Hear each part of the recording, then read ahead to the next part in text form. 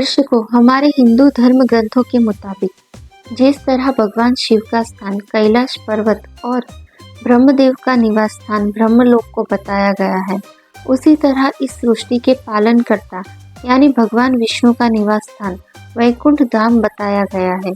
और आपके जहन में भी कभी ना कभी ये सवाल जरूर आया होगा कि वैकुंठ धाम है क्या और इस पूरे ब्रह्मांड में किस जगह स्थित है। दर्शकों, वैकुंठ का अर्थ होता है कुंठा, यानी कि जहाँ किसी भी तरीके की हताशा, निराशा, आलस्य, दरिद्रता आदि कुछ भी ना हो। उसका मतलब वैकुंठ धाम एक ऐसा स्थान है जहाँ किसी भी प्रकार की कर्महीनता और नकारात्मकता नहीं होती है। कहा जाता है कि ऐसे व्यक्ति जिन्होंने अपनी सारी जिंदगी में केवल पुण्य कर्म ही किए हो, वही लोग मरने के बाद वैकुंठ धाम और स्वर्ग लोक जा सकते हैं। दर्शकों, अगर आप भी जानना चाहते हैं भगवान विष्णु के निवास स्थान यानी वैकुंठ धाम के बारे में विस्तार से, तो बने रहिए हमारे साथ वीडियो के अंत तक। दर्शकों, सबसे पहले हम आपको बता दें कि हिंदू धर्म ग्रंथों के अनुसार ऐसा बताया जाता है कि इस ब्रह्मांड में वैकुंठ धाम 3 स्थानों पर मौजूद है, एक धरती पर, एक स्वर्ग के ऊपर और एक समुद्र में। वैसे तो वैकुंठ धाम यानी कि वैकुंठ लोक को विष्णु लोक भी कहा जाता है, लेकिन भगवान श्री कृष्ण की मृत्यु के बाद इसे गोलोक कहा जाने लगा, क्योंकि भगवान श्री कृष्ण भगवान विष्णु के ही अवतार थे। इसीलिए भगवान श्री कृष्ण का निवास स्थान भी वैकुंठ धाम ही कहलाता है। अगर बात करें सबसे पहले वैकुंठ धाम की, तो हम आपको बता दें कि इस धरती पर मौजूद बद्रीनाथ, जगन्नाथ और द्वारिकापुरी, इन तीनों स्थानों को वैकुंठ धाम कहा जाता है। लेकिन दर्शकों, इन तीनों धामों में से सर्वश्रेष्ठ और हिंदुओं का सबसे पवित्र धाम बद्री धाम को बताया जाता है। ऐसा कहा जाता है कि भारत के उत्तर में स्थित बद्रीनाथ धाम भगवान विष्णु का सबसे बड़ा दरबार है, जहां हिंदू धर्म के सर्वश्रेष्ठ देव श्री बद्री नारायण भगवान के 5 स्वरूपों की पूजा अर्चना की जाती है। भगवान विष्णु के इन 5 स्वरूपों को पंचबद्री के नाम से भी जाना जाता है, जिनके नाम कुछ इस प्रकार है: श्री विशाल बद्री, श्री योग ध्यान बद्री, श्री भविष्य बद्री, श्री वृद्ध बद्री और श्री आदि बद्री।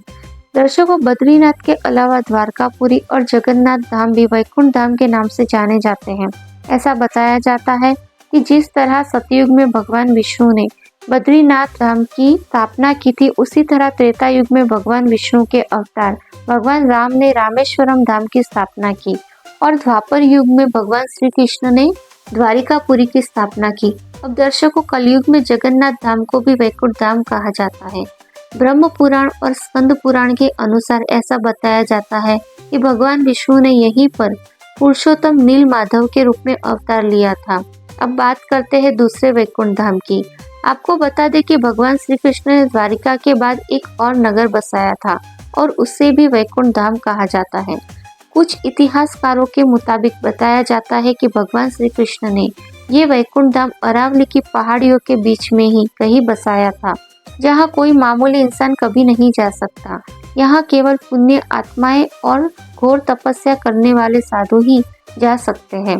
इसके साथ भूवैज्ञानिकों का भी यह कहना है कि अरावली पर्वत भारत में भगवान श्री कृष्ण ने अपनी वैकुंठ नगरी बसाई थी। अब बात करते हैं तीसरे और सबसे आखिरी वैकुंठ धाम की। इसकी स्थिति इस ब्रह्मांड के बाहर और तीनों लोकों के ऊपर बताई गई है, जहां स्वयं भगवान विष्णु विराजमान रहते हैं। विष्णु पुराण के अनुसार ऐसा बताया जाता है कि भगवान विष्णु के उस लोक में लाखों सूर्य आकाश में मौजूद होते हैं और उसके साथ वहां कई सारे ग्रह यानी नक्षत्र भी मौजूद है। भगवान विष्णु का ये धाम दिखाई देने वाली प्रकृति से 3 गुना ज्यादा बड़ा है। इस वैकुंठ धाम की देखरेख करने के लिए भगवान विष्णु के 96 करोड़ पार्षद हमेशा तैनात रहते हैं। कहा जाता है कि भगवान विष्णु यहाँ अपनी 4 पटरानियों श्रीदेवी, भूदेवी, नीला और महालक्ष्मी के साथ निवास करते हैं। पुराणों के अनुसार जो लोग अपनी जिंदगी एक साधारण इंसान की तरह बिता देते हैं और किसी के साथ कुछ बुरा नहीं करते, मरने के बाद उन्हें स्वर्ग लोक की प्राप्ति होती है। उसके बाद आता है जनलोक। आपको बता दें कि जनलोक स्वर्ग लोक से 2 करोड़ योजन यानी कि 24 करोड़ किलोमीटर की ऊंचाई पे स्थित है और जनलोक में वही जा पाते हैं जिन्होंने अपनी सारी जिंदगी पुण्य कर्म करने में बिता दी हो और अपने स्वार्थ को त्याग कर हमेशा दूसरों की मदद की हो। यहाँ पर जाने वाले मनुष्य स्वयं वहाँ के देवी देवताओं के दर्शन कर सकते हैं। उसके बाद आता है तपोलोक। जनलोक के बाद 8 करोड़ योजन यानी कि 98 करोड़ किलोमीटर की ऊंचाई पे स्थित है तपोलोक। कहा जाता है कि तपोलोक पर जाने के लिए इंसान को बहुत सारी कठिन परीक्षाओं से गुजरना पड़ता है और केवल साधु, संत, ऋषि, मुनि, सन्यासी आदि ही जा सकते हैं, जिन्होंने जिंदगी में सभी सुखों को त्याग कर केवल ईश्वर का ध्यान और सत्कर्म किए हैं। इस लोक पर ब्रह्मांड की सारी ऊर्जा को नियंत्रित करने वाले सभी देवी देवता रहते हैं, जैसे कि वरुण देव, अग्निदेव आदि। अब दर्शकों, तपोलोक के बाद आता है सत्यलोक, जो तपोलोक से 12 करोड़ योजन यानी कि 1 अरब 47 करोड़ 54 लाख 46,589 किलोमीटर की ऊंचाई पर मौजूद है। कहा जाता है कि सत्यलोक वह जगह है जहां स्वयं इस सृष्टि के रचयिता ब्रह्मा जी निवास करते हैं और इस स्थान पर जाना किसी भी मनुष्य के लिए आसान नहीं है। इस लोक पर सिर्फ वही आत्माएं जा सकती है जिन्होंने अपने पिछले जन्म जन्मांतर में कोई भी पाप न किया हो और हमेशा पुण्य ही किए हो।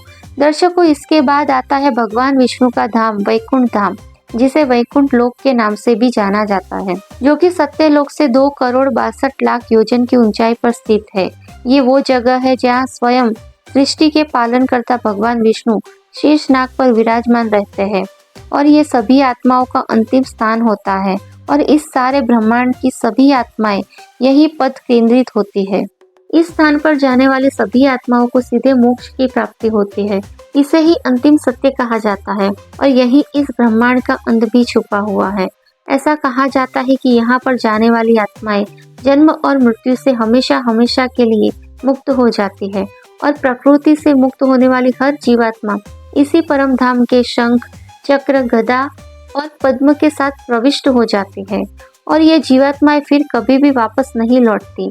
वैकुंठ धाम के बारे में बताया जाता है कि मरने के बाद जो पुण्यात्मा भगवान विष्णु की सच्ची भक्त होती है, उन्हें यहाँ आने का मौका मिलता है। जीवात्मा जब वैकुंठ धाम की यात्रा करने जाती है तो उसे विदा करने के लिए सभी 33 कोटि देवता, जैसे समय के देवता, प्रहर के देवता, दिन के देवता, रात्रि के देवता, ग्रहों और नक्षत्रों के देवता, माह के देवता और मौसम के देवता आदि पहले उसे किसी मनुष्य की योनि में धकेलने का प्रयास करते हैं या फिर वैकुंठ धाम का दर्शन करने से रोकते हैं। लेकिन एक बार जो जीवात्मा भगवान विष्णु की शरण में चली जाती है, उसे परम धाम की प्राप्ति हो जाती है।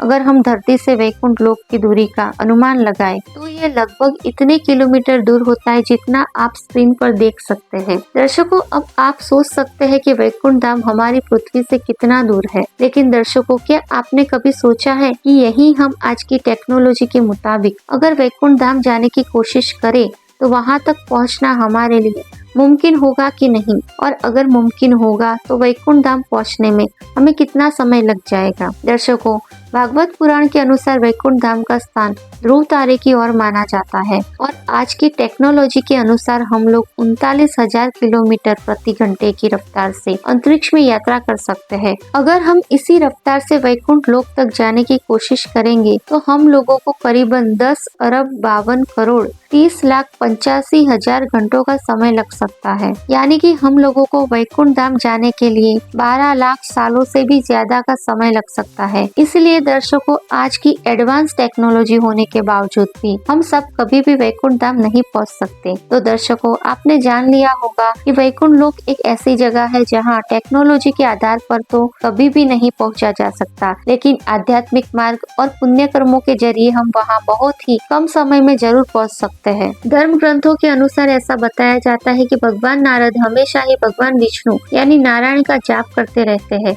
और भगवान विष्णु की इसी भक्ति की वजह से वो ब्रह्मांड के किसी भी लोक में आ जा सकते थे। इसके अलावा कई कथाओं में तो ये भी बताया गया है कि भगवान नारद के अलावा भी ऐसे कई संत और तपस्वी हुए थे जो अपने आध्यात्म और तपस्या के बल पर किसी भी लोक की यात्रा कर सकते थे। कहा जाता है कि गुरु वशिष्ठ, विश्वामित्र और ऋषि भृगु जैसे कई तपस्वी हुए थे जो स्वर्ग की सभाओं में जाया करते थे। इसके अलावा एक कथा में ये भी जिक्र किया है कि एक बार ऋषि भृगु भगवान विष्णु की परीक्षा लेना चाहते थे। इसके लिए वो भगवान विष्णु के निवास स्थान वैकुंठ धाम पर गए थे।